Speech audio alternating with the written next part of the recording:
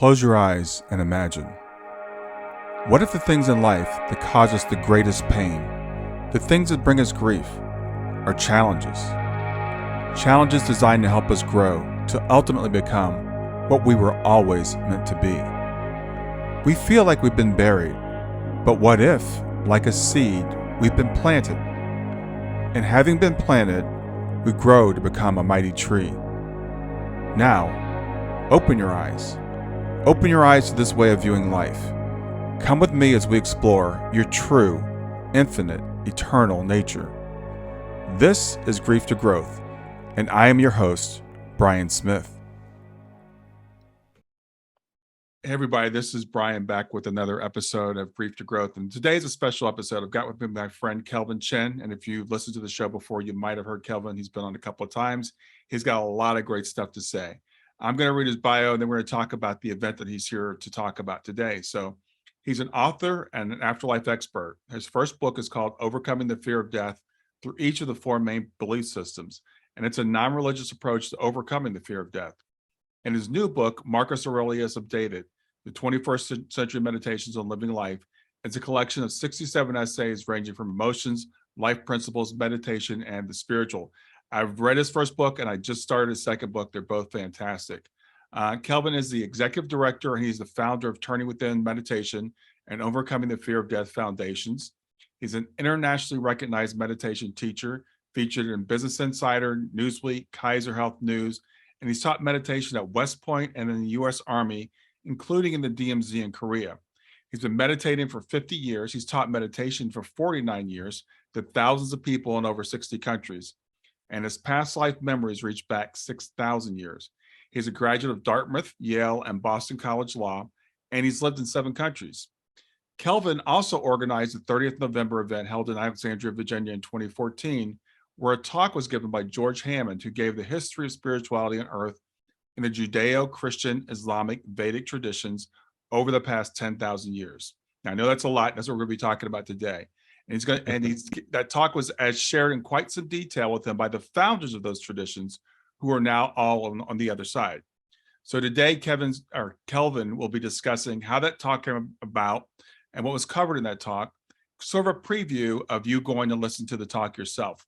And then on Wednesday, November 30th of this year, this is 2022, we're recording this, at noon Pacific time, Kelvin's going to be conducting a Q&A on this talk. So after you've listened to this program today, go and listen to the 30th November talk and then join Kelvin for that talk again on November 30th. I know that's a lot. That'll all be in the show notes, but I want to welcome Kelvin Chin. Great to see you again, as always, Brian. Thanks for having me.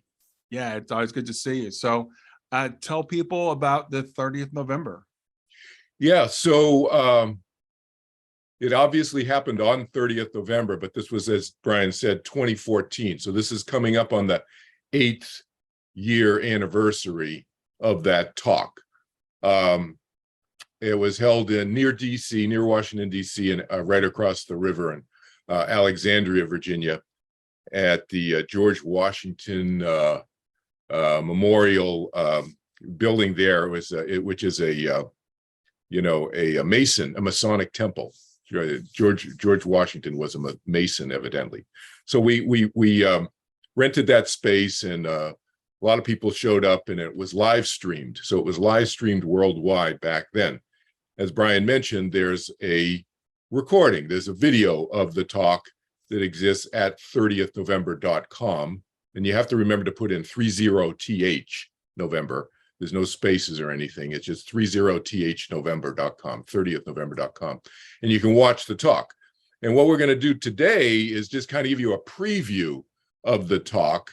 And I thought, well, I'll give the preview in October now and give all of you a chance to watch this 3-hour talk that George Hammond, who I'll explain who he is and so forth in a minute, that George gave almost 8 years ago now.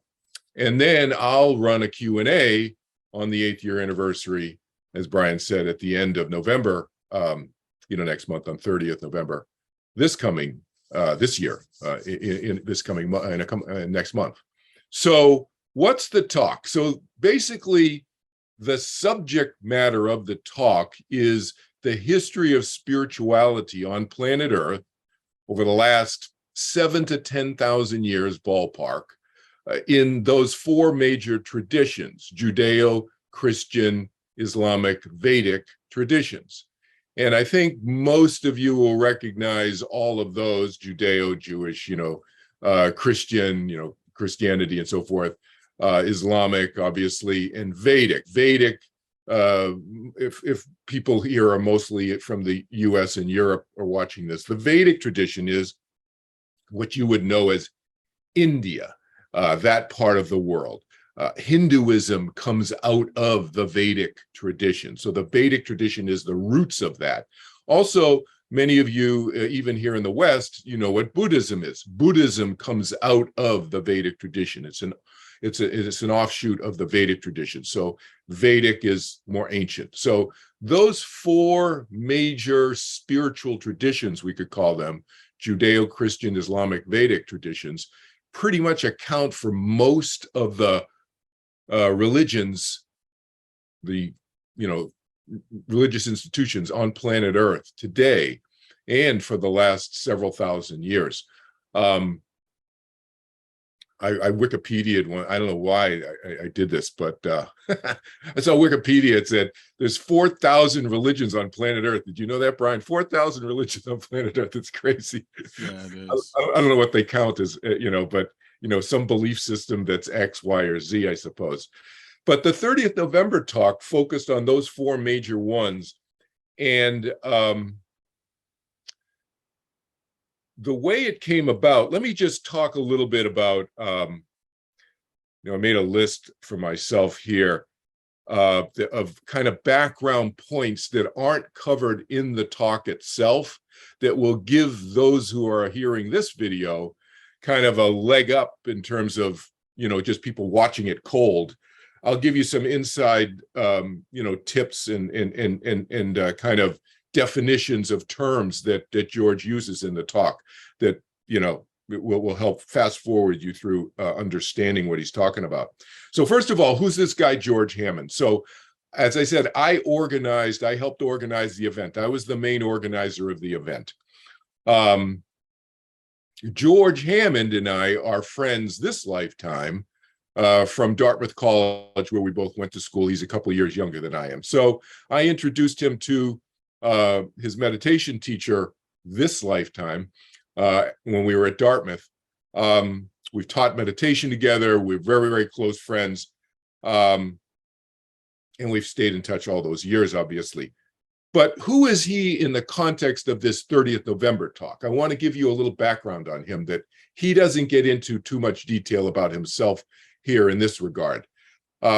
He is a former mergers and acquisitions transactional lawyer. So as you may have, caught in my bio, I also was a lawyer. I went to law school and so forth. George went to law school, and he actually, went up the law firm ladder much higher than I did.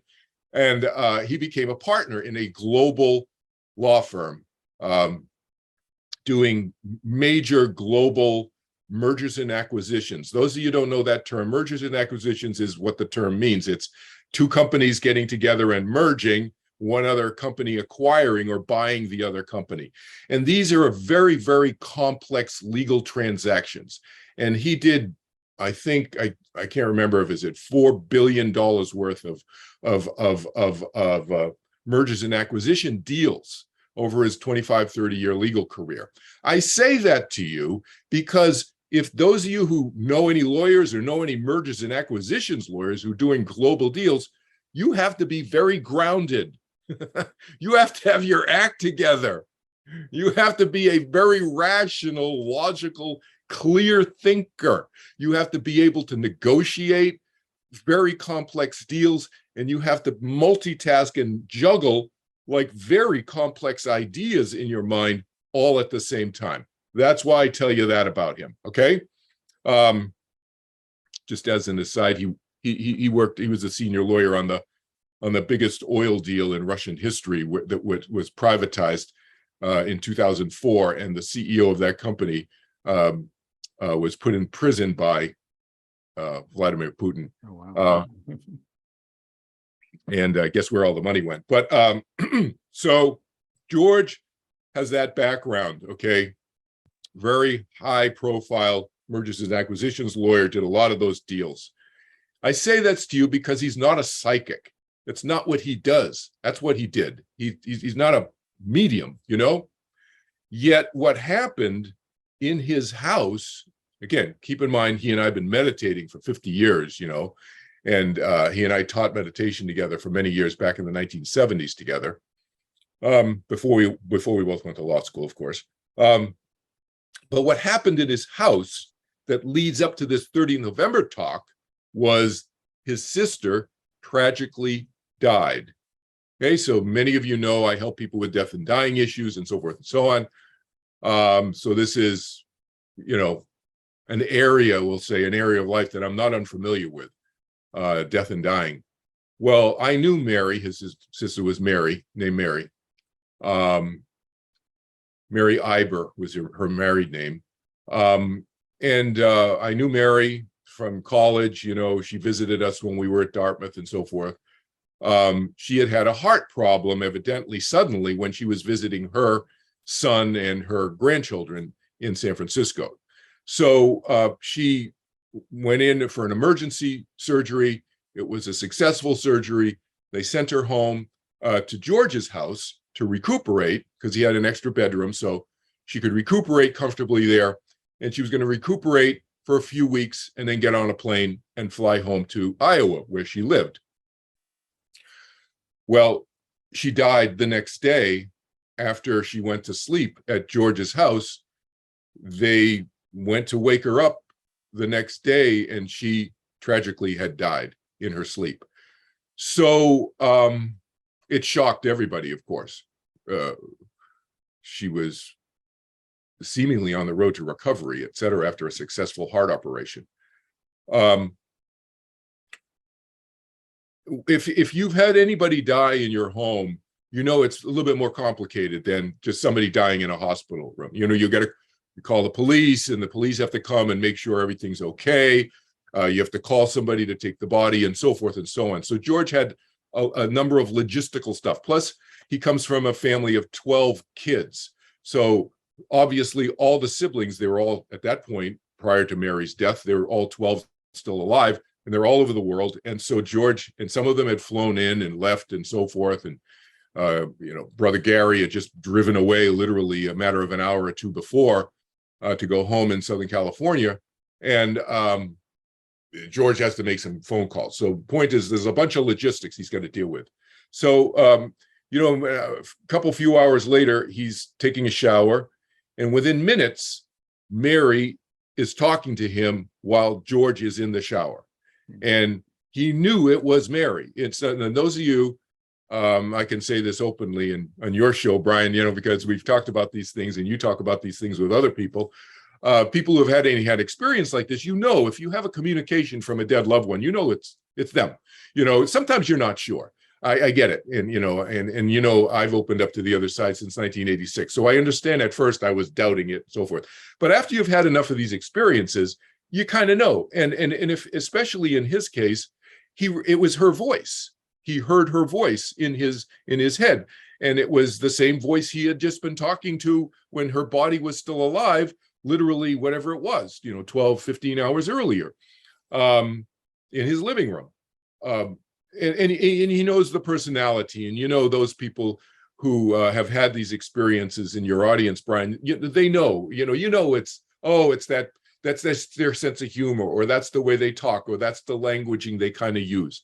So there's a recognition is the point. So he knew it was his sister, and she gave him some instructions about how she wanted she wanted a unique funeral, actually, which was, you know, they required some research on George's part and calling certain people. And so she's told him in the shower while she's talking to him from the other side, oh, call this person, oh, this person over here will, and these people George didn't even know him. They'll call that person and this person, and, you know, they'll be able to help you because they know about this special kind of funerals. And it turns out he, you know, whenever days later, you know, he called them and it was right. You know, they, you know, whoever these people were, he called, did know about the special funeral arrangements, et cetera, that he had no idea about. So but this conversation continued, and she evidently started asking him, hey, talk to my sister so-and-so, or our brother so-and-so. I wanted to tell him this. So she's giving him messages, because Mary, Mary's personality, Mary is a very much of a caring, loving, and you could say somebody who liked to repair things if necessary. We'll kind of leave it that way in terms of relations. So she was giving him those kind of messages. And George could kind of tell, well, this is going to go on for a while. So he got out of the shower, dried off, and he laid down in bed, and she kept talking. So that went on for about 20 minutes. And then I don't know if he gets into this level of detail in his talk here, but I'm going to give you a little bit more detail. Mm-hmm.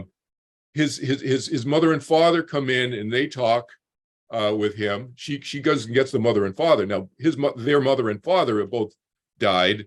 They're on the other side.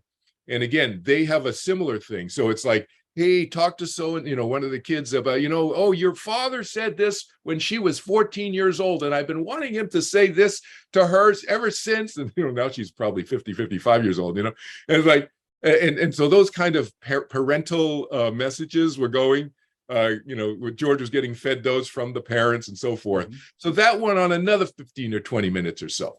So, meanwhile, George's wife is walking in and out of the bedroom, and she hears George. She sees George lying there in bed talking to somebody she can't see. Anyway, she goes out, shuts the door, and then at some point, Mary leaves the scene. He can see this. It's like a video clip he's watching. He can see Mary leave. Her energy body what he recognizes as her visually. And her energy body leaves, or she leaves the scene. She comes back holding Maharishi Mahesh Yogi's hand. Now, who is Maharishi Mahesh Yogi? Maharishi Mahesh Yogi is the Indian guru. Some of you may recognize his name as the Indian guru who taught the Beatles in 1967 to meditate. And he started the Transcendental Meditation movement and so forth. Came out of India in 1959, started teaching meditation, didn't even call it TM, Transcendental Meditation, back then. You just call it meditation. Then came up with the name sometime in the 60s, 1960s. He's that guy, okay? Now, Mary, George, and I, all separately, but personally, studied with Maharishi Mahesh Yogi, and we all had been TM teachers, Transcendental Meditation teachers. George and I for about 10 years in the 1970s, and Mary still since the 1970s to present, 2014, when she died. She was still very active in the organization. George and I left after 10 years. The organization went this way, and we said, no, see you later. And we still have, friends in it and so forth and so on, but we didn't want to get into all the other things that they started getting into. But Mary stayed with it. So we all have this connection from a spiritual standpoint, we could say, with Maharishi at some point in our 20th and 21st century lives. All right, that's the takeaway from the audience's standpoint. That's why Maharishi. Okay, he comes into the scene, and oh, by the way, he died in 2008. So even though George and I haven't seen him since the 1970s in physical form, biological form, he died in 2008. He's on the other side. Okay, 2014, this is when this whole event is happening, right? But this was January 2014 when Mary died. And so he comes into the scene and starts talking to George about ideas, we'll say, which we'll get into what some of these ideas were. Ideas for this 30th November talk. He wasn't calling it the 30th November talk at that point. It was just, I want you to talk. I want to share some ideas with you, basically. So this is an old teacher. So many of you have probably had an experience similar to this. You have an old teacher who's died and gone to the other side and may communicate with you and say, hey, Brian, I got these ideas I want to share with you. And you may have a conversation. That's what that was at this point in George's experience. And then his sister, Mary, left the scene, and now it's just George and Maharishi talking, one of George's this lifetime spiritual teachers from the 1970s.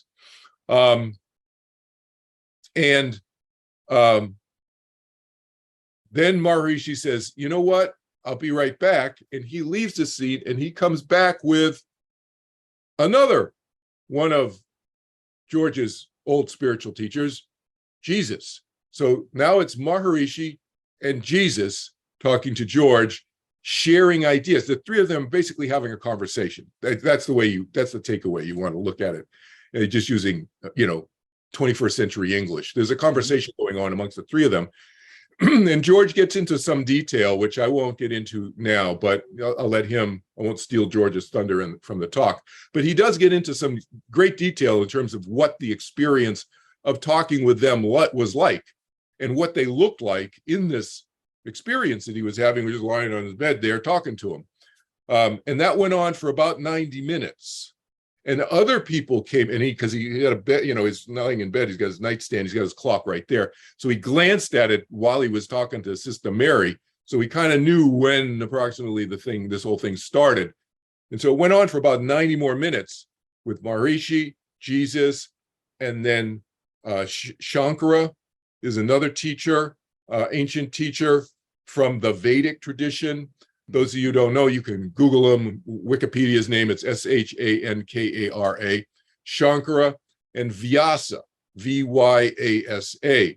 So also were part of this conversation. Now, Shankara and Vyasa turned out to be the same person. Shankara, Vyasa, it was Vyasa in a previous lifetime, many, I don't know if it's hundreds or thousands of years before, when Vyasa created the story, which is known in the Vedic tradition. Some of you may recognize it at the name of it. It's called the Mahabharata. Within the Mahabharata is the Bhagavad Gita. So many of you have probably heard, as I have heard, before I ever knew anything about Mahabharata, I knew about the Bhagavad Gita. I had heard of the Gita, Gita, the Bhagavad Gita. So many Westerners will know, oh, I've read the Bhagavad Gita or parts of the Bhagavad Gita. I know, I've heard of it or whatever. Okay. The Bhagavad Gita is part of the larger scripture or book story, the Mahabharata. That was written by Vyasa. Vyasa in a later lifetime is Shankara. So now Shankara is part of this conversation in January of 2014 with George Hammond, Jesus, John the Baptist, Maharishi. I didn't tell you that. Maharishi was John the Baptist in a previous lifetime. Those of you who know anything about the Bible, I am not a biblical scholar. So let's get this self-disclosure disclaimer right out up front. Brian, you want to ask Brian question about the Bible? You ask Brian. You don't ask me. Okay. But I did not pay attention in Sunday school. I was a bad student in Sunday school when I went to Sunday school.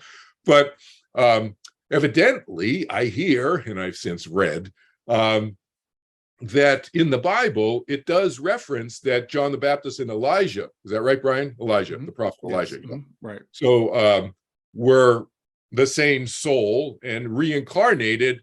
Elijah was reincarnated as John the Baptist. Well, we now know that John the Baptist reincarnated as Maharishi Mahesh Yogi, and he's have had other lifetimes too. But for the sake of this discussion, those are the relevant, the three relevant lifetimes that Maharishi had. So you can see that there's starting to be we'll call it from your standpoint, the audience standpoint, hearing about this 30th November talk, there you can see the players are starting to line up in terms of their roles in the download, we'll call it, we'll just use 21st century language, the download to humanity over the last 7,000 to 10,000 years of the Judeo-Christian-Islamic-Vedic traditions. So you got Vedic people in here. You got Shankara, who was Vyasa, who wrote the Mahabharata in the Bhagavad Gita and so forth, from which much of the Hindu and so forth and Buddhist, etc., teachings come from. And then you have Elijah and John the Baptist, Jesus, etc. Okay, and now Jehovah enters the scene also, and Maharishi's teacher, who he calls Guru Dev. So I want to define this term to you because George does not get into this in his talk. So I want to give you a sense of this for clarity purposes, you, the audience here, because George mentions the name Guru Dev. those of you who understand Hindi or Sanskrit, guru just means teacher. That's all that means, right? And dev just means like, exalted one, or it's a sign of respect is what it is. So it really, in plain English, we would translate it in plain colloquial American English. We just say, great teacher. Oh, my great teacher. It's an honorific, it's a respectful term, Gurudev. So if those of you who have had any other Indian teachers in your spiritual journey, we'll hear them calling their teachers Gurudev. Okay, so Gurudev is not a name. It's more of a sign of respect. Okay. George is using it more as a name in his 30th November talk, because all of us who came out of the TM teaching only knew him as Gurudev, because Maharishi always talked about his teacher as Gurudev. So George is using it in that way. So there's no confusion there. His actual name, that person's, Maharishi's teacher's actual name was Swami Brahmananda Saraswati. Okay, so Swami is a title. Brahmananda Saraswati. He was a very, we'll just say, a very high high level, you could say, high exalted, respected teacher in the Hindu tradition, in the Hindu Vedic tradition in India. He died in 1953. But that's just a clarification of term. When you hear that Gurudev, he's specifically talking about that person. So you got these players. I've laid out a few of the players, and then there are some others there that George will talk about. I want to define another term for you, however, that he uses, that it's good for you to understand what this term means. George in his talk uses this term, holy tradition. Holy tradition, got to understand, coming out of any Vedic kind of guru teaching, whether it's the TM organization or some other organization, other gurus teaching or whatever, is a term that's used just as a respectful term of the lineage. It's a reference to the lineage of teachers before, and we give respect to the teachers before. That's the idea. That's the thinking with the holy tradition. So, I mean, I know within in the Christian Judeo-Christian world, you hear the word holy, and it tends to have a certain carry a certain kind of religious kind of connotation to it. And I understand that, but in the Vedic tradition, it more means it's this respect to the lineage of teachers. Okay, so those are basically all the gurus who led up to Shankara. Is what is being referred to as the holy tradition, and they had a meeting on the other side when Maharishi Mahesh Yogi died. So let me give you a little bit of this picture. Okay, so George gets into this a little bit. I'm going to give you a little bit more detail here. So again, I'm kind of just giving you, not talking about George's talk so much. I'm giving you more context so you have a place in which to place all of these ideas that he's going to talk about. Okay, so as I said, Maharishi Mahesh Yogi died February 2008. When Maharishi died, okay, this is not in the talk, but I'm going to share with you because Maharishi has come to me since this, he's come to me before he died. Actually, I had an experience with him telepathically before he died. Obviously, maybe not obviously, but some of you don't know, I was an international leader in the TM organization in the 1970s. I was the national leader of the TM organization in Hong Kong. I coordinated 8 countries in Asia when I was in my early 20s. And I taught meditation, as Brian said, in the US Army and Korea and so forth and so on. So I have a history with Maharishi, is my point. And I've spent alone time with him, one-on-one in the room physically when he was in a biological body in the 1970s, many times. Been in a room with him with 25, 30, 100, 150 people, probably 1,000 times. So I've had a lot of contact with him before all of this. And then I've had contact with him since he died as well. So here's what he told us, and he's told me, and he showed me kind of the picture of what happened. When he died in 2008, he pretty much thought he was enlightened. So those of you who know anything about spirituality, you hear this term enlightened. What does in the Vedic tradition, enlightened means you are perfect. You have reached the goal of growth, of personal growth. And you are perfect. Everything you do is right. You know everything. It's just perfect perfection. Okay. That's the belief system about this idea of enlightenment. Okay, whether you're Buddhist, Vedic, remember Buddhism comes out of the Vedic tradition. I'm just referring to it as the Vedic view. Okay. Well, George is a little bit more, this is George's personality. He's a little bit more indirect. I'm a little bit more direct. He's a little bit more indirect. He says Maharashi thought he had at least a 50-50 chance, thought he had at least a 50-50 chance of being enlightened. Now, Maharashi thought he was enlightened. All right. Maharashi thought, no, this is it. This is it. I'm off the wheel of karma. You know, there's a phrase that they use in the Vedic tradition. I'm off the wheel of karma. I don't have to come back anymore. That's it. You know, everything I've been doing all these lifetimes before, and now this one, and you know, I thought millions, I'm responsible for millions and millions of people learning TM alone, never mind other kinds of meditation, but transcendental meditation alone, millions and millions of people. There were, you know, 20 to 40,000 people a month were learning in the US when I was teaching in the 1970s. A month, every month. It was crazy. All right. So Maharashi thought, oh, I'm enlightened this time. And he dies. He biologically dies. Again, we know from other talks with Brian and other people he's had on this show, we don't die. You know, our soul continues, but our physical biological body, yeah, it dies. So that died. That part of Maharashi died. All right. And now he's on the other side. And the way I describe it, and you guys kind of can get at my personality, even if you're just watching this for the first time, I'm kind of an informal guy. So it's like Maharishi's sitting there and he's like, what happened? Still Maharashi. I died. I can see my body down there, and I'm still here. I didn't merge. That's the idea with enlightenment, you see, is that if you physically, biologically die and you are spiritually, this is the belief system in the Vedic system, you're spiritually, mentally perfect, you've worked everything out, you're perfect now.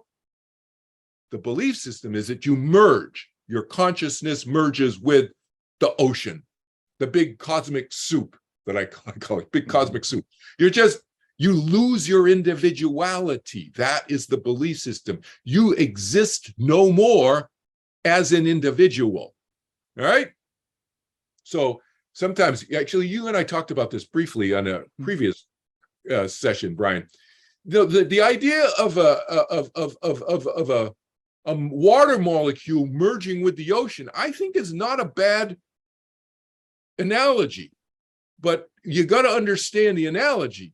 The water molecule still retains itself as a water molecule, even though it is part of this vast ocean of water molecules. Mm-hmm. So you could still feel connected with things.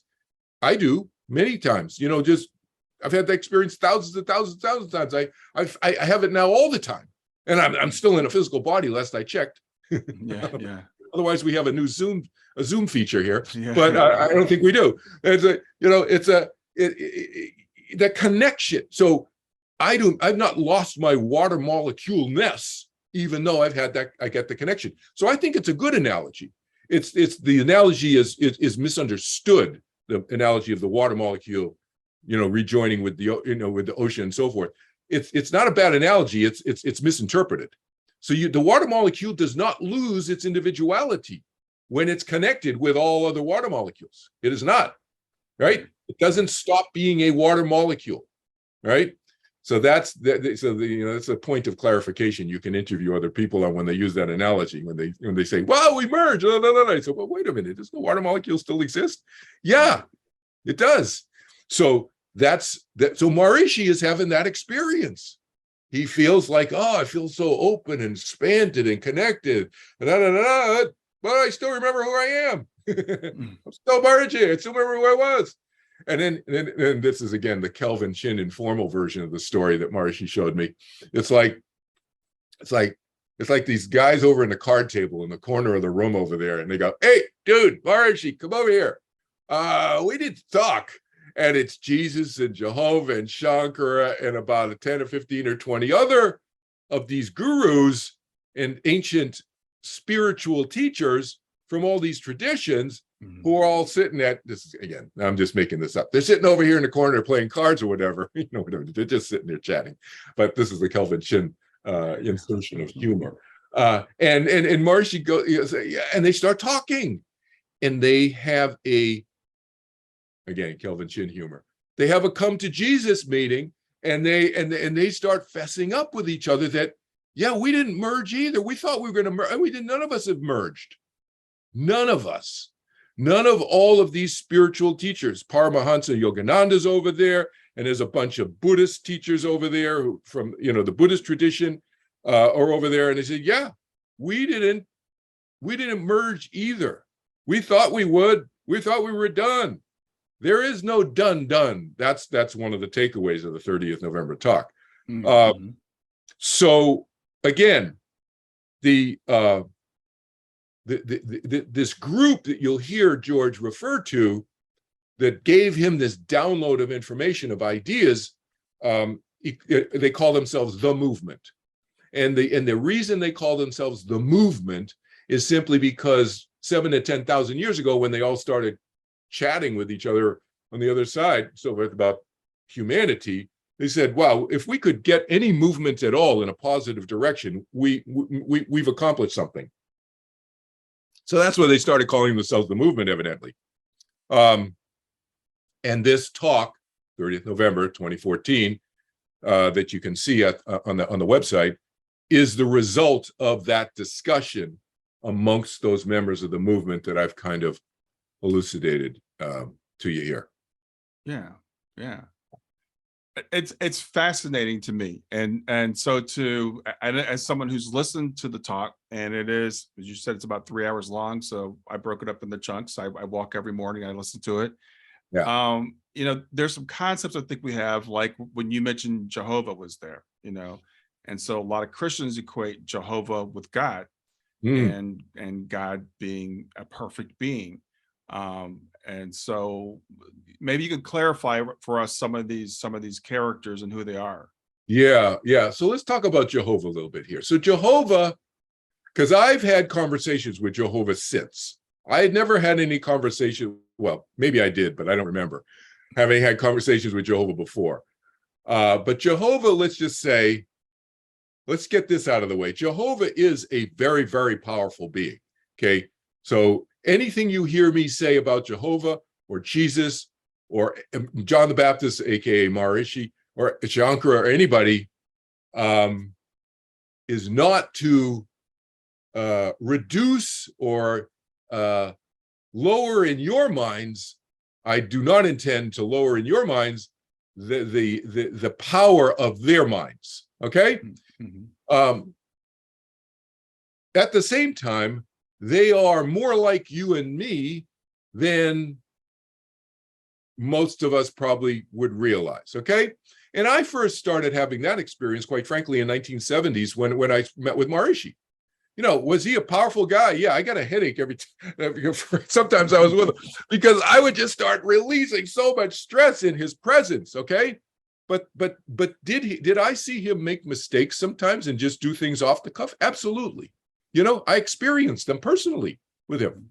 So, do this and and it'll work out when it didn't work out. And I said, well, how come I'm going to do this and this and this? This worked out. He said, oh, good that you decided to do that. It's like, so I would change sometimes the way he would say when I was national leader of this country's TM organization back then. I'd say, no, I'm going to do it this way. And he said, well, okay, how'd it work? And I said, well, it worked. He said, oh, good. I'm glad you did that. So it doesn't take away their power by that little story that I just told you. That's happened over millennia, okay, with each of them. All right. That said, Jehovah does not view himself as capital G God in the way that many of us do or did. All right. He's a very, very powerful mind, very powerful consciousness, soul, spirit, consciousness, whatever word you want to use. I use simple English. I use the word personality or mind. He's very, very powerful, very wise, loving, all of that. that people probably know about him, think about him. I think that's all accurate. Mm-hmm. But does he have the answers to everything? No. And so that's what he means, capital G God. So he's not. He doesn't view himself that way. That said, he's okay if people want to continue viewing him that way. It's okay. He's not here to change. I'm not here to change belief systems. He isn't. George isn't. None of the members of the holy tradition are here to say, thou shalt. That whole approach, the thou shalt approach that existed 7,000 to 10,000 years ago, has changed. That's one of the major messages of the 30th November 2014 talk, is this notion of free will, is that letting people figure things out. And Maharishi convinced the other members of the movement, to his credit, in 2008, right after he died, he convinced them to be more open and transparent with all of us. And then they gave this download, and they talked about the prophetic approach. For example, you hear that at the beginning, George, the 30th November talk. George talks about what was called the prophetic approach. Send a prophet down, and the prophet down, whatever, you know the math here better, the history math better than I do, Brian. You know, like how many thousands of years ago in the Old Testament, whatever. You send the prophet down and so forth, and they do this. Oh, and then people start listening. Well, what was some of those early messages? Well, basically it was stuff like, don't kill other people. Don't, love other people and don't kill them, because what the movement was trying to do was to initially, stop so much killing and cruel behavior, we'll call it. Okay, we'll just put it summarily in that kind of category. Mm-hmm. and get people to move in a direction that's more communally helpful, socially helpful. So, hey, maybe you should get a job. That kind of idea, the karma dharma ideas kind of were born out of that. Hey, there's consequences to your actions, the whole karma thing. And dharma, oh, maybe you should do a job that's helpful for other people and take some stress off yourself and stop worrying about you doing the right thing and do something. Mm-hmm. A lot of people were just sitting around. Remember, we're talking 7,000 to 10,000 years ago. And so the movement members were brainstorming these ideas. And so they would send down a prophet and say, okay, here's a message. We want you to go teach this. And they started teaching that message. And then they'd come back, and people were watching from the other side. Again, those viewers, your audience, you have a large audience who knows that, or has heard at least, whether they know it from personal experience or not, that, our loved ones can see us from the other side. And so the members of the movement are watching what the prophet that they, who incarnated as a prophet, this soul incarnates as a prophet, comes down as prophet so-and-so, whether it's Elijah or one of the other many prophets, the names of which Brian, I don't. And they're spreading a message. Okay, fine. And they're checking and say, well, how's that work out?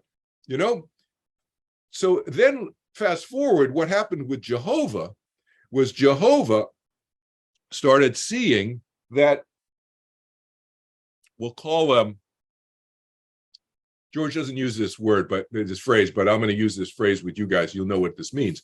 Mm-hmm. There were unintended consequences. There were unintended consequences of some of the principles that they were teaching, because some of the teachings would go off the rails, as they do sometimes. Hello, communication. You're communicating to millions or tens of thousands or hundreds of thousands of humans. It's like you sit around. You people have I'm sure you either know, or if you've done it yourself when you were in kindergarten, first grade or something. You sit around in a circle. There's 25 kids and they tell a story, and you see how the story gets changed by the time 25 people tell the same story. But by the time it gets to you, it's like nothing resembling the first iteration of the story. Well, imagine that happening tens of thousands and hundreds of thousands or millions of times with some of these teachings. So it goes way off the rails. And this whole idea of karma, Jehovah saw, this whole idea of karma went so off the rails that it wasn't just, oh, you got consequences to your actions, you should be more conscious of what you're doing, don't hurt people, and that kind of thing, to where people was feeling so guilty and worried that they'd have so many mountains of the mountain of karma so many miles high that it would take them 100 million lifetimes to ever peck away at this, which was never part of the teaching initially. Right? But that got added in. And so Jehovah, without saying anything, so let me explain something. This is another insight here for the listeners, because George does not get into explaining this in great detail in the talk. And this confused me, actually, when I first heard the talk. So Jehovah talks about himself in this talk. Again, by the way, George is not channeling this talk. George was given a download, and I would visit George over that next 11 months when I was organizing the talk, and I'd fly up to visit him. And it started out like a stack of notes like this. And then over the next 11 months, he got more and more information, more and more information. Those of you who can't see my finger, it's like getting bigger and bigger. And eventually had like an 1.5 to 2 inch, high stack of notes. Started out about a 1/2 inch. So he got all this download of information. That's what he's talking about in 30th November. He's not channeling like a psychic during the talk. Okay. So, but in the talk, Jehovah asked George to say, Jehovah specifically asked George to use these words, that Jehovah lied to the other members of the movement and started another project. We call it the Jehovah Project and then the Jesus Project. So I already talked about the Jehovah Project, which is the prophetic approach, right? And then later there's the Jesus Project, which we'll talk about in a sec. But the point is that he left what we now know as India back 10,000 years ago. There were no countries, but that part of the world in the Himalayas, okay, is where they would incarnate and do these experiments for the most part with the people in that sector of the world, let's say. And then Jehovah left that sector of the world and he went to Mesopotamia. Well, that's, the Middle East, Iraq, what we now know as Iraq, Iran, that area, okay? The Euphrates River, Mesopotamia, that area and so forth. Tigris and Euphrates rivers, that area and so forth. And then what we now know as Nazareth, Jerusalem, Middle East, Lebanon, etc., Israel and so forth. Okay, Syria, that area. All right. He left the Himalayas and went there, Jehovah did, and he did this Jehovah and Jesus Project experiment. Okay. He says in the 30th November, he wanted George to say, I lied by not telling the rest of the group. It wasn't really a lie.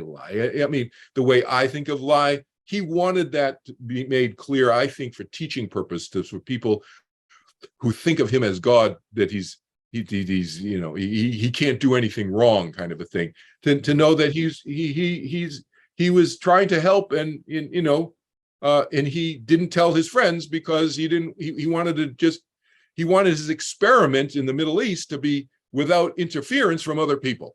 I think that's my interpretation. Okay. All right. I may be putting words in Jehovah's mouth here, but that's my takeaway. It's not really a lie.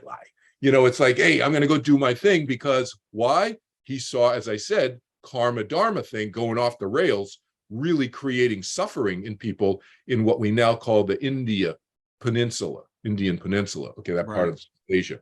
So he did the Jehovah Project, the prophetic thing, and that wasn't working as well as he thought. And then he came and started the Jesus Project.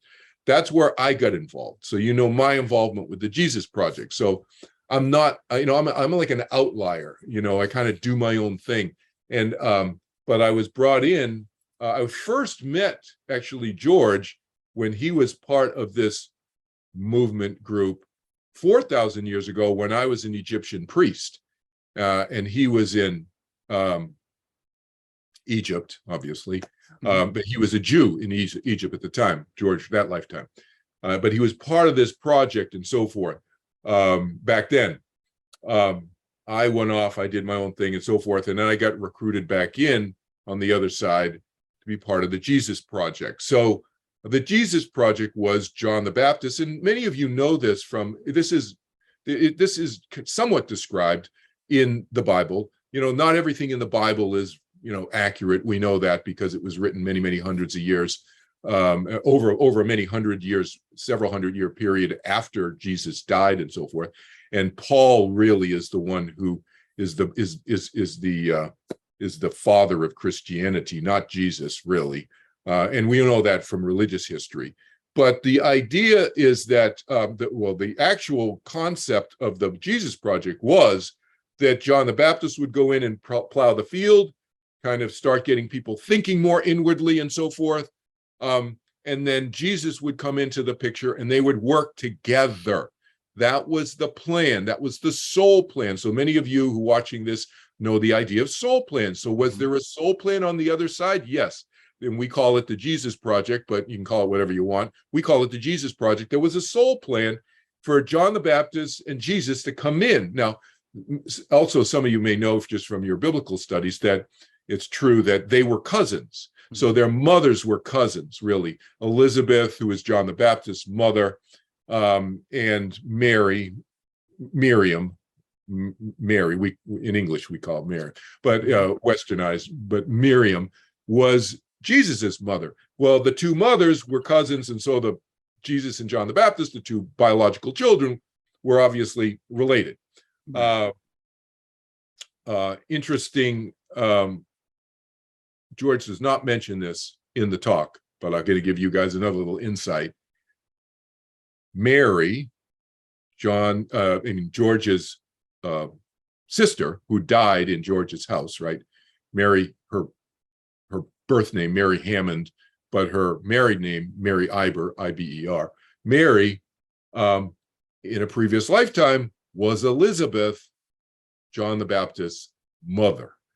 So there you go. There's all this, there's a lot of people talk about this idea of soul groups. You hear that a lot in a lot of these spiritual communities will talk about that. Is there a reality to it? Yes, there is. Many of us come back. My kids and I have been together, my children this lifetime I'm talking about, right? We've been together and we have independent memory recollections of that, So it doesn't always happen, but can it happen? Absolutely, yes. And so you'll see there's a lot of weaving in of personalities in this spiritual movement that we're talking about here. They call themselves the movement, that have worked together for many thousands of years, including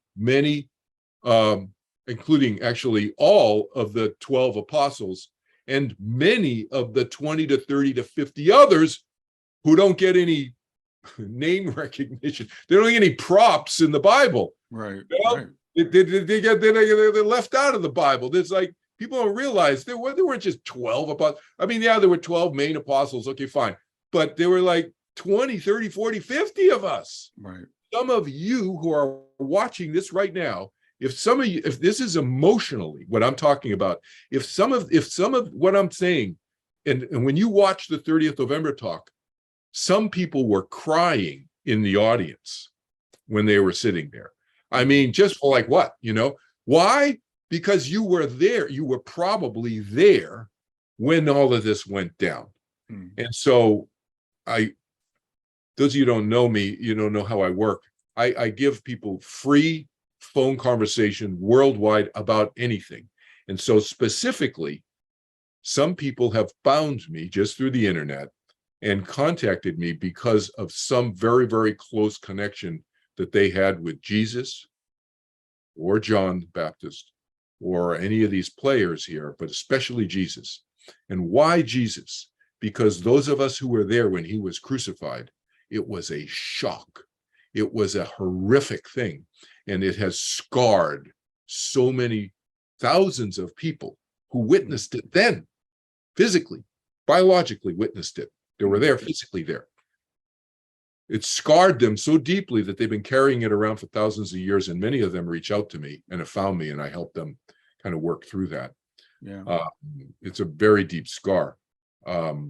So anyway, the Jesus John the Baptist Project went off the rails because of that. Well, first, because of John getting beheaded. All right, that was not part of the plan. We have a soul plan to come down and teach, and Jesus is teaching. John and Jesus teaching together. I was first studying with John the Baptist back then. And then my brother Andrew said, hey, let's meet this guy, John the Baptist. That's how I met John the Baptist. And then we were both students of his. And then John the Baptist, we keep calling him John the Baptist because there's so many Johns, in the Bible. Yeah. So John the Baptist. So John told us, go study with Jesus when he met Jesus. And that moment he met Jesus, I have a memory, one of my very clear past life memories that I'm adding to my book that I'm writing about my memories now, is me sitting on top of a rock, like a huge rock, like it's like the size of a small house rock, like a big huge rock, 12, 14 feet big rock up on the side of a hill, very dry, arid area there, and on a hillside, looking down at a river, probably the Jordan River, whatever, but who knows, but a river, and John the Baptist is standing in there, like waist deep or in the water, baptizing people. And there's this long line of people, like I don't know, 100, 200 people long, winding up this path in this, from the river. Mm-hmm. And that was the day that Jesus was in that line. I didn't know which one he was at the time. I'm just looking. I'm sitting on this rock, and I'm probably looking down like half a football field. Mm-hmm. Like 150 feet, something like that. I'm looking down. At least maybe 150, 200 feet down. I'm looking at John way down there in the river, and there's this long line of people, so I can't really see faces or anything. And but that was the day that John told us he saw Jesus, and they looked eye to eye, and then they, these people sometimes say the eyes are the window to the soul. Mm-hmm. You look in, and I get emotional just saying this. He looked in, John looked at Jesus's eyes, and he knew who he was. They knew each other. They knew, oh, there you are. Yeah. Taking a while. That we read. So yeah, but that whole went off the rails. It's just and so overcoming the fear of death was a big part of the message. That's one of the things that you'll hear George talk about in the 30th November talk. Let's just end this, and you can ask me some more questions. But overcoming the fear of death, one concept. Another concept is the turning within. I use the term turning within. George briefly mentions it in the talk. I call my meditation turning within meditation now. Mm-hmm. Right? I used to just call it meditation. Another concept is the transcending cruelty idea. How do we deal with people who are abusive and cruel? And yet at the same time, we can't force people to do stuff that they don't want to do, because free will still operates. So how does the rubber meet the road there? So that's, you've heard me talk about this in some of my teaching since, right? Mm-hmm. And the idea of friendship replacing the idea of guru or divinity worship. In other words, no master, disciple, guru. Those of you who don't know what that means the disciple, the student does whatever the master, the teacher, the guru tells them to do, without question. Blind faith, we call it. Okay. And the same thing with divinity. No blind worshiping. Jehovah now views his request, some might say, some of you might say, his demand for blind faith in the past as a mistake. That in fact, he views it as having set people with very deep devotion towards him or others, set them up to be abused by others who are not so loving and kind as Jehovah. Yeah. And so Jehovah now views that as a long-term mistake with a short-term loving goal, but a long-term mistake because it has set people up who are very devoted to be devoted to everybody. And that and the filter always needs to be up. In my opinion, that's Kelvin Chin language, not Jehovah language. That's my language.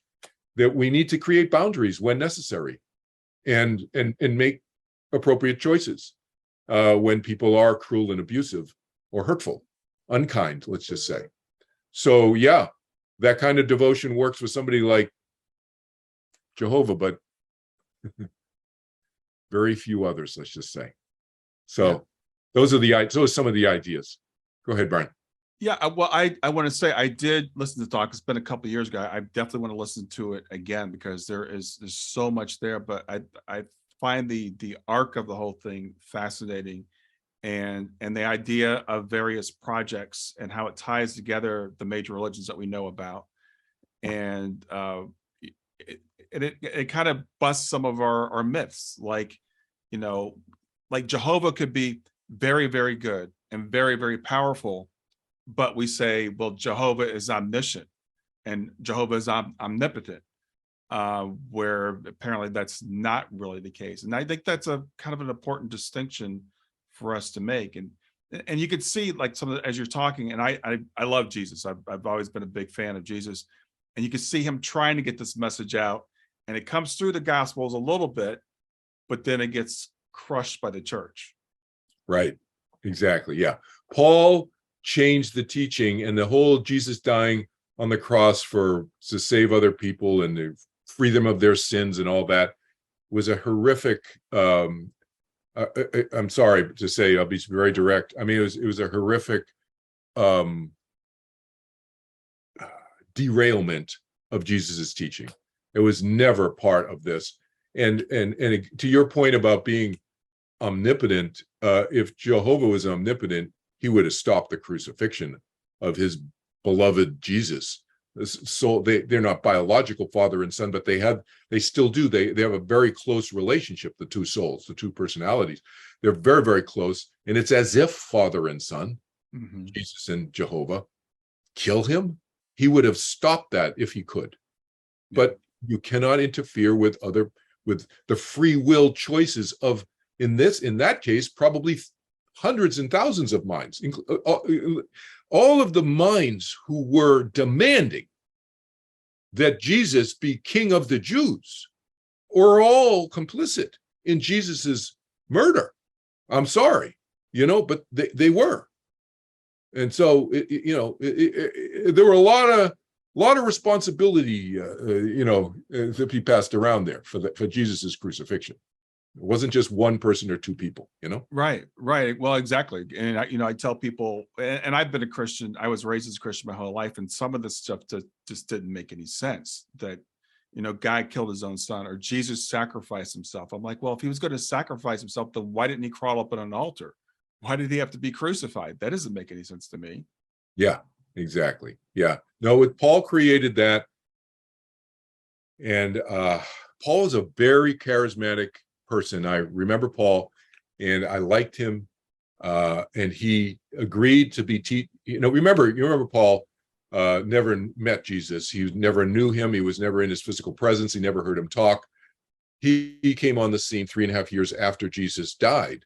But we shared Jesus' teachings with Paul, and Paul went out and to teach, and he was a very effective teacher, very charismatic guy, and so forth.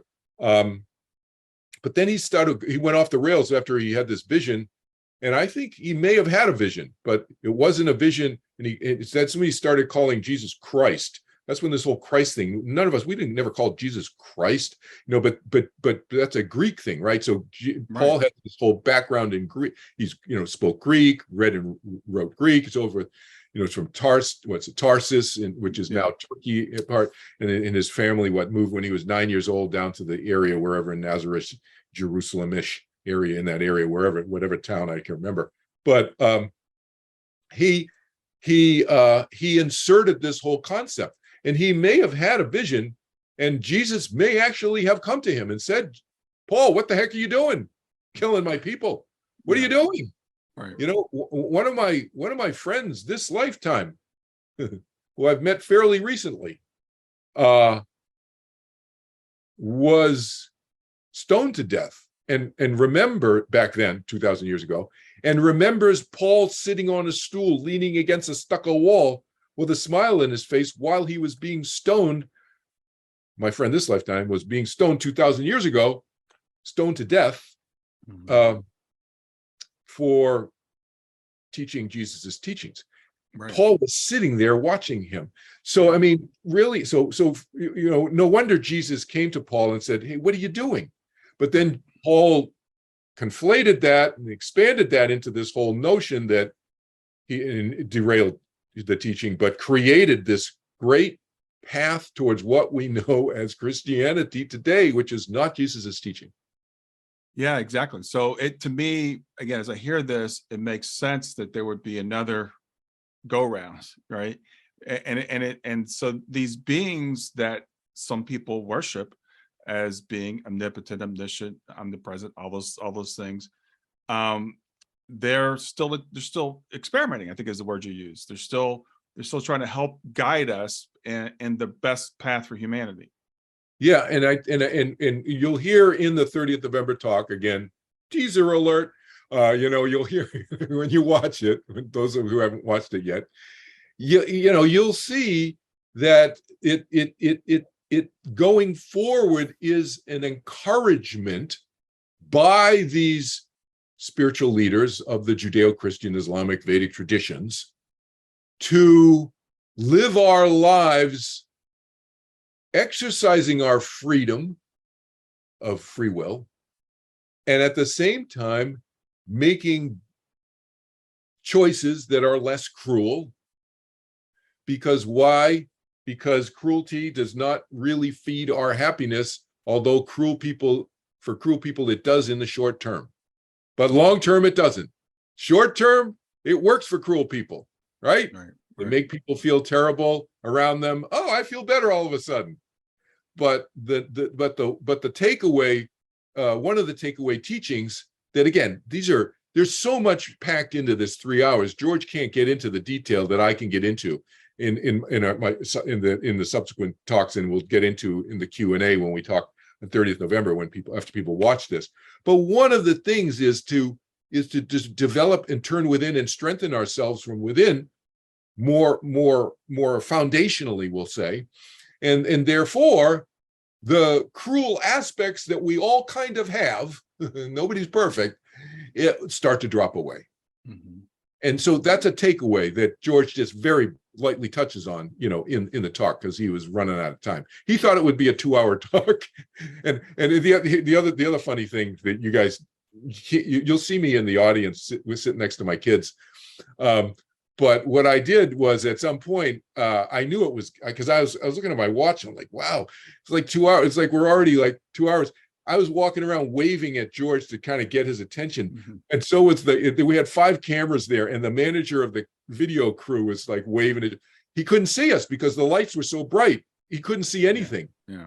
And so then finally he looked at his watch, and you'll see at the end, he goes, oh my God, it's almost 3 hours. George, we're trying to get your attention. Just start throwing rocks at him, Anyway. Yeah. Well, there's a lot to cover, and even this conversation with you, we've gone, I guess, about an hour or so, and we could keep going, because it's so deep and it's so rich. And for people that want to explore and really want to understand the history of their faith and where it came from and how it was derailed, and it was Paul, but it wasn't just Paul; it was also the Roman Empire. Absolutely. Yeah. It's a really good point. I'm glad you said that, because it's not just Paul. And look, Paul also borrowed ideas from Zoroastrianism and this and that, and probably other religions that we don't even know the names of because they weren't written down and so forth. People ought to realize that there was very little written down stuff back then. I mean, it's like I researched this, and anywhere from 1 to 15%. This is what the historians have estimated.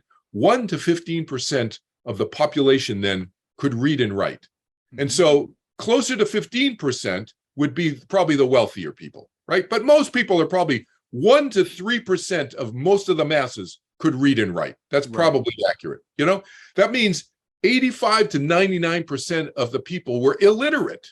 So how did anything get around back then? Was word of mouth. And that's telling the story a thing around 25 people in a circle, except it's not 25, it's 25,000 or 250,000 people in a circle telling the story. Right. So it's not just Paul, you're right. And then it's lots of other people. Look, there's Tertullian, there's Justin the Martyr, and there's others that we know names of. There's like how many dozens and hundreds of others we don't know the names of because they were never written down by anybody. Right. Scribed. Nobody scribed it. There was no scribe. And so it was just all these ideas and ideas and ideas. And then, comes together into this thing we call a Bible. They voted on that, and they think it's around 360-ish AD. Right. In Nicaea, you got 300 to 400 bishops, these leaders of the Christian church at the time, and they're deciding what the official Bible is going to be. Right. Before that, it was all over the place. Yeah, and they left out some good stuff. They left out the Gospel of Thomas, which is a beautiful book that should have been put into the canon, and other books that shouldn't have been in the canon, they did put in. They did put in, yeah. I mean, the Book of Revelation, for example. Book of Revelation should never have been put in the Bible. Why is that doing in there? But it was a dispute, not a unanimous vote. It was under dispute. But they voted, and the 300 or plus bishops voted, and I don't know what the exact vote was, but it was probably like like 200 to 100. It was like not.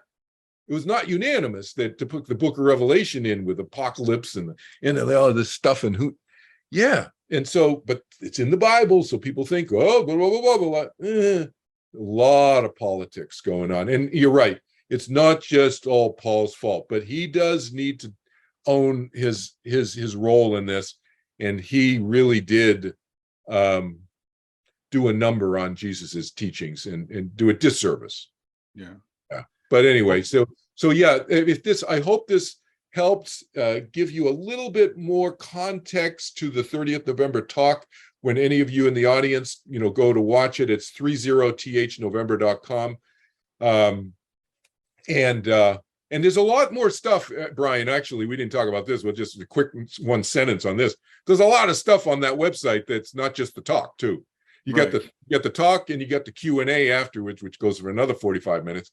And then, but there's other material on there. Oh, one thing I did want to mention, there is and maybe you can put this in your description on the YouTube or wherever you put this, or wherever you put this across the internet. Put the link to the letter that I wrote. There's 3 letters that we after the fact. We wrote this after the fact, maybe 3 or 4 weeks later. I wrote a letter. George wrote a letter, and John Moore wrote a letter. John Moore is a guy who sits, you'll see him on the video. He's sitting in a white suit, and he's in the front row, sitting alone in the middle of the, right in the front. I'm off on the side. John is sitting right there in a white suit. He and I and George did not know each other. And so he got a separate visitation from Maharashi and the movement, the group, Holy Tradition, teachers, and so forth. Before, about 2 months before, I think, September or October, before the November event, they came and told him he should go, and he should tell people this is for real, and they should go. There were about, I later heard about from 20 different people around the world, because the word got around in the grapevine that I was organizing it. 20 people I didn't know were telling me from England, Australia, and blah, blah, blah, that they were getting visitations from the other side, saying, oh, you should check this out, live stream it or whatever, if you can't go, blah, blah, blah. Yeah. So anyway, those 3 letters that are on the website, but they're kind of buried in the website. It's under Maharishi's messages. You'll see a drop down Maharishi's messages, and then there you'll see the 3 letters from the 3 of us. Give people a context. That's why I suggest that people read those short letters from us first. Okay. Give people a little bit more context. That's all. It'll help. Sounds great. Well, we'll put a bunch of links in the show notes, because there's a lot of information here.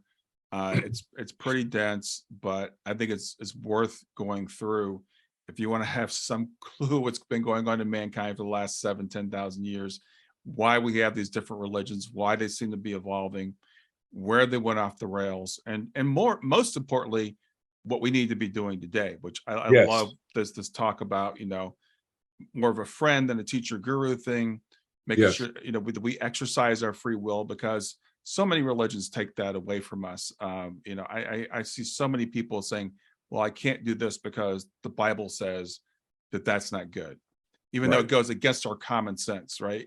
We know this is, we know that makes no sense, but the Bible says it, so that's what we have to do. Exactly. Yeah. The going forward, how do we apply some of these principles? That's what Maharashi, to answer the question, some people may say, well, how come it's Maharashi that? George is talking in the talk. and if you see on the website and so forth, it's because he's the one who inspired the others in the movement to come forth and be more transparent with us. That's why. So they said, oh, we're going to get, this is Kelvin Chin terminology, 21st century English. We'll give you the branding rights, basically. Put your name all over it. Okay, fine. That's why. But it's not his ideas per se, Maharishi's. He was the initiator of this. And then, okay, fine. That's why you see his name and you hear his name mentioned so many times and so forth. But it's really a joint effort, by all of the folks. Awesome. Yeah. Well, Great Kelvin, job. as always, great to see you again. Thanks for doing this. And I look forward to seeing people on the 30th of November, 2022. Great. Yep. We'll have a great Q&A. Great. Thanks, All right. Brian. You take care. Enjoy your afternoon. Don't forget to like, hit that big red subscribe button, and click the notify bell. Thanks for being here.